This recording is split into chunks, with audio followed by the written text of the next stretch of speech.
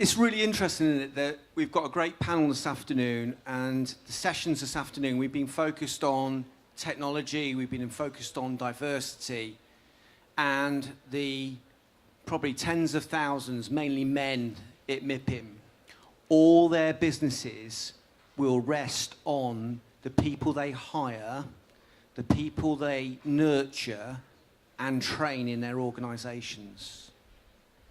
And that is a fundamental challenge for the UK and Europe and the global economic system. So I'm joined by Julian Beer, Kate Hughes, Mike Reed and Tariq Sheikh here, who all have genuine, I'm going to call it skin in the game. Because all those people out there who are walking by this tent, their businesses, their value are based on the human capital. So we're not going to just talk about children in schools and how we bring them forward. We will talk about undergraduates and graduates. We will talk about the supply chain into great organisations like Balfour Beatty, and we're also going to talk about new businesses in the West Midlands bringing in new talent as well. So I'm a bit biased, but I think this is one of the most important panels for the UK and for the Midlands. So I'm going to open it up, if I may, with the first question to Julian and Mike. And Julian, if you'd like to kick us off, please. How would you summarise the Midlands talent pool? I think in the Midlands we have a really good talent pool at most levels. So we've got 20 plus universities in the Midlands, producing hundreds and thousands of graduates every year. I think that talent pool reflects some of the strengths of the Midlands in terms of, we just looked at automotive, construction. If you look at some of the biosciences and some of the other areas of manufacturing, it reflects really well the diversity of our industry within the Midlands. Having said that, we don't retain enough talent in the Midlands. The leakage from our university system in the Midlands, 20 plus universities, is far too high. We have major opportunities that are happening at the moment, which we've heard about all week, from HS2 to all the developments that are going on. And if we could keep 1 or 2% of those hundreds of thousands of graduates within our region, I think our talent pool would be enhanced significantly. Thanks, Julian. Mike, same question to you. Yeah, I think Julian is quite right that there's a large number of high-quality educational establishments in the region. I think equally there's a really good pool of raw talent. So 4 million people, one of the youngest and most diverse demographics in the UK. And I think having the clarity of programme moving forward that the combined authority and the SEPs and the Supersets give us really gives us a chance to mobilise that potential using the establishments that are there. So the timing's right, the conditions are right. We've just got to get on with it. Good, thanks, Mike. So I'm going to go to Kate now, because obviously the Midlands is home to 20 universities. We have over 112,000 people graduating every year. You know, it's a huge footprint, globally significant. What do you see as the role of universities in driving forward productivity, employment, and the wealth of the West Midlands? I think there are a number of ways that universities do this. I think we've got to be really key and clear where our strengths in each of our universities come into those skills gaps, those sectors that really need a real boost in productivity. It's about those collaborations we have. We have that at the level of research. We have that through our education. We're collaborating to co-produce education programmes. And that's really important because we're listening to what the sectors need, we're listening to what the employers need, but we're also able, I think, through our research to challenge some of that, to think about what's disruptive. We've heard a lot this week about AI, robotics, automation. What's that actually doing, not just for the skills for today, but for the future? So I think our research comes into that, whether it's about the employment trends, what we're doing to support the West Midlands Combined Authority, Productivity and Skills Commission, those things that we analyse exactly what's required in those skills gaps and what we can do as universities to really plug some of those gaps. So if I just take some practical examples from Warwick, we're now moving in much more heavily into degree apprenticeship programmes. We've started with applied engineering. We're now looking very much in the construction industry, and we're going into civil engineering. We're looking at healthcare. We're looking at ageing population. What can we do? Healthcare is going to change over the years. And what are we doing to create new models for that profession and other professions? We do foundation programs that bring people into a high-class, world-class business school that reaches out to a whole other demographic to join others in those high-quality fields that's about business and management. And I think we're getting things like cybersecurity. You heard from WMG earlier, all those other high-quality techniques and technical skills that also challenge management skills as well. And I think that's another part of this that we have to help to give executive education as well to those managers and business leaders who are facing really, really tough challenges around productivity, but also what's the shape of their business going to be in the future. So I think of all of those things. We've mentioned schools. Yes, we're there. We're doing widening participation programs. We've got university technology colleges for young engineers in Solihull, as you know, and in Coventry. And these are really helping. But I would just say one thing about upskilling and reskilling as well. Yeah. It is about youth, but it's also about those being able to bring people back into higher productivity roles as well. So I think we have a massive, massive opportunity with all those things. Brilliant. Julian, in terms of BCU, and I know in the city, your footprint, same question to you. How do you see that shaping for your part of our region? Yeah, so we as at BCU, Birmingham City University, we try to mirror and reflect the supply and demand that we get from Birmingham and the greater Birmingham and Solihull area. And I think we mirror that quite well. We have niches and specialisms that are distinct to us. Warwick's very different to my university. And I think that's one of the strengths of the region, actually, is the diversity of the universities. Our university is, we describe it as an enterprise university, very applied, very near to market, whilst Warwick, I would say, is in a slightly different category, more research intensive. We deal much more fundamentally with the skill side, although all universities do to a degree. But I think it's not just about the universities. Although I'm sitting here representing a university, we had a panel earlier in the week, and I don't know if anyone heard that panel, on inclusive growth. And I think that was one of the best debates I've heard for a long time about providing opportunity for all in the Midlands, not just those from backgrounds that would traditionally go to universities. So I think that's one of the key challenges that we face as the Midlands.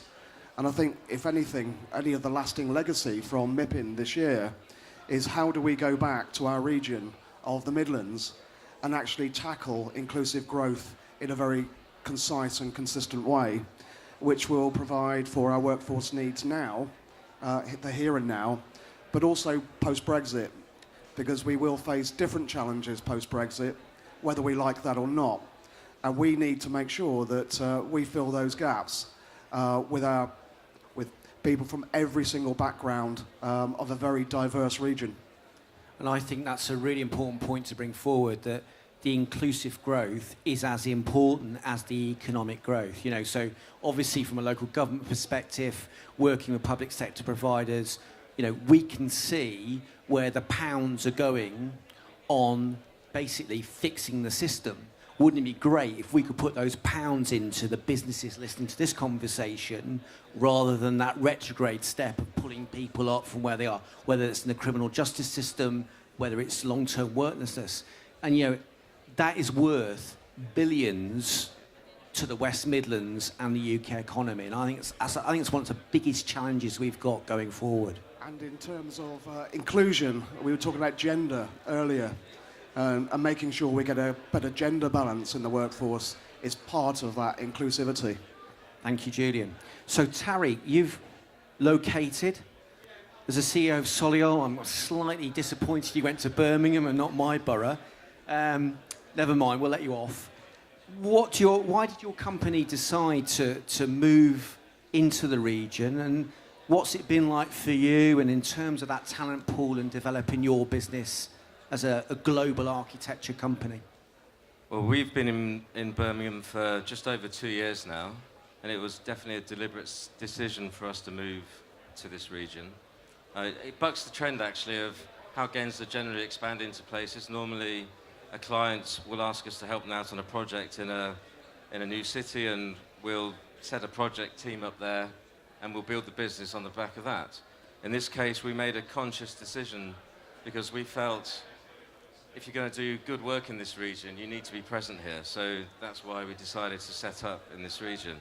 And there's huge potential for growth. I mean, we've seen over the last 3 days some of the projects that have been commissioned, the large infrastructure projects, the redevelopment work. I mean, it's a booming period for us all. We're located in the custard factory in Digbeth. It's this kind of vibrant place of commerce. It's a melting pot of entrepreneurialism and creativity.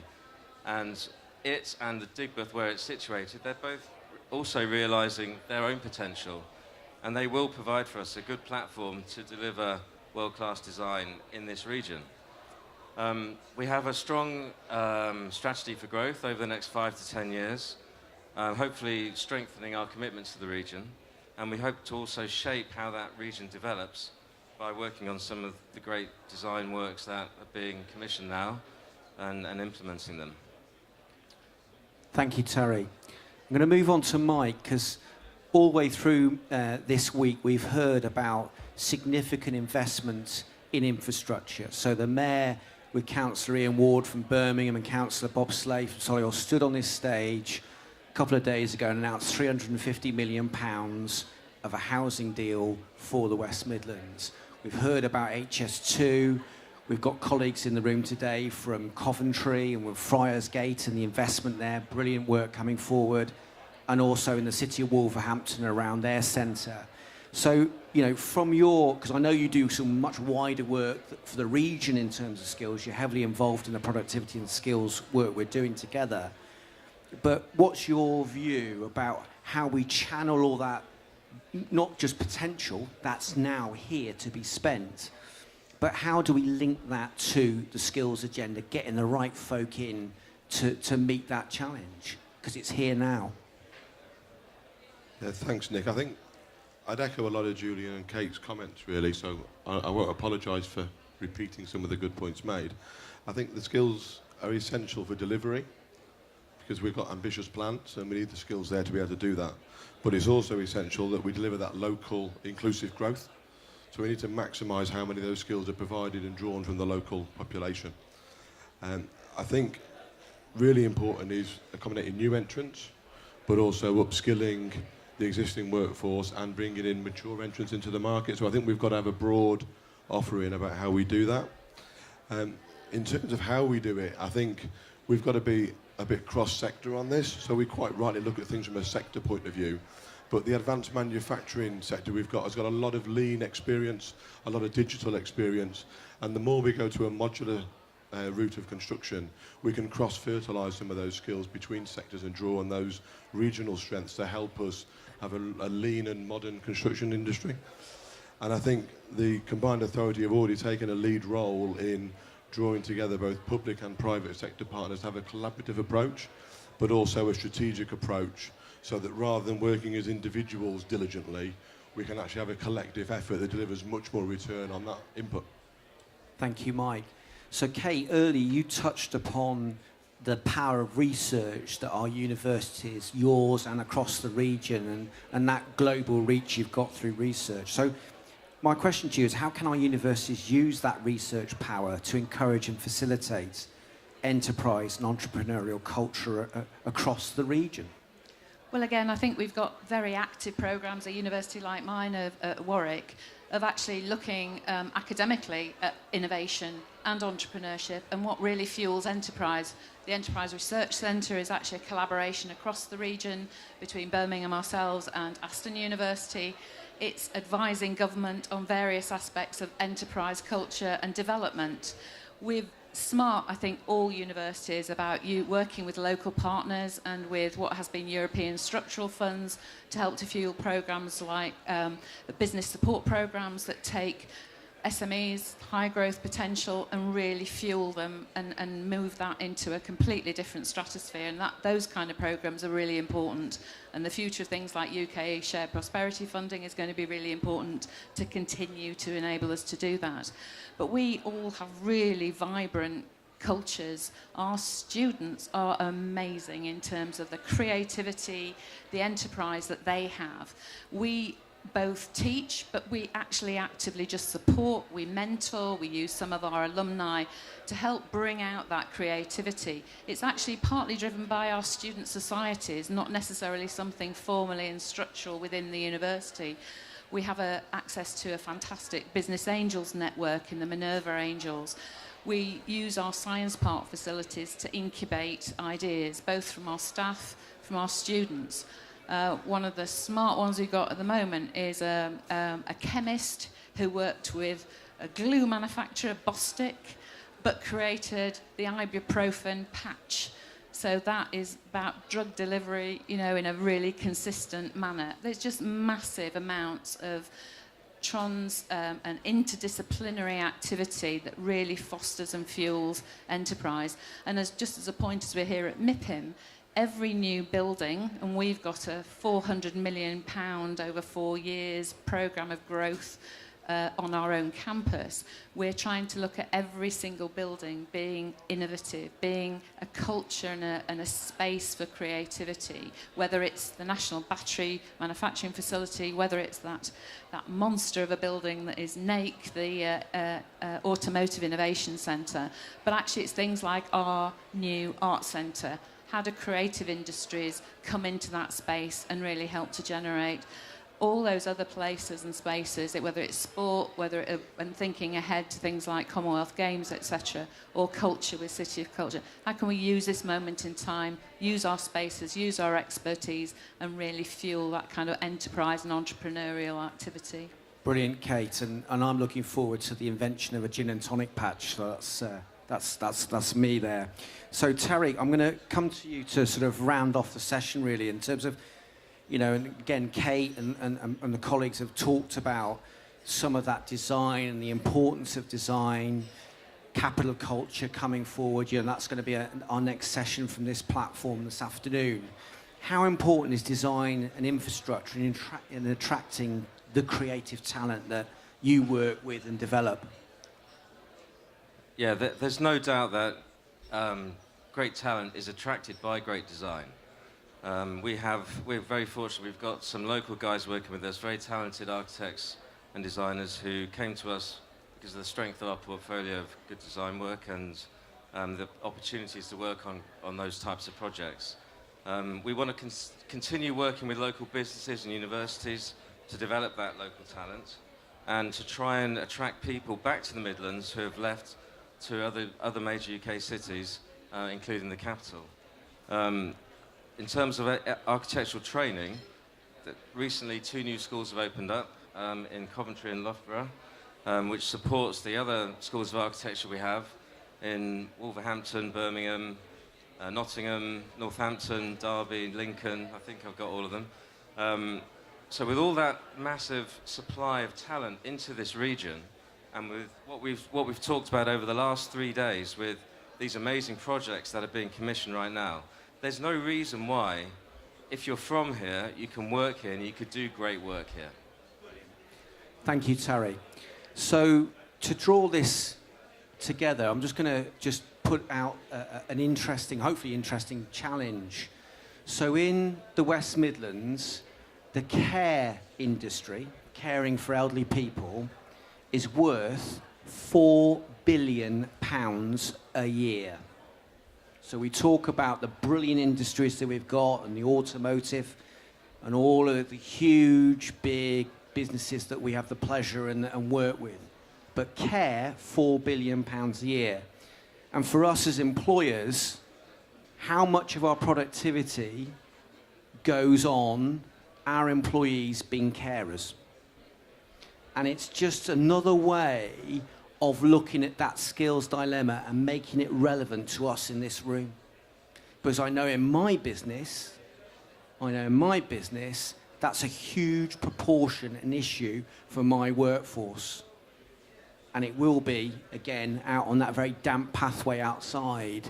So I think this whole skills, productivity agenda has a long, long way to go. But I'd like to thank Tariq, Mike, Kate and Julian for your insight and encourage you all to talk to these people because they're right at the heart of the productivity and skills agenda. They're providing that world-class workforce for this world-class global opportunity. Thank you very much.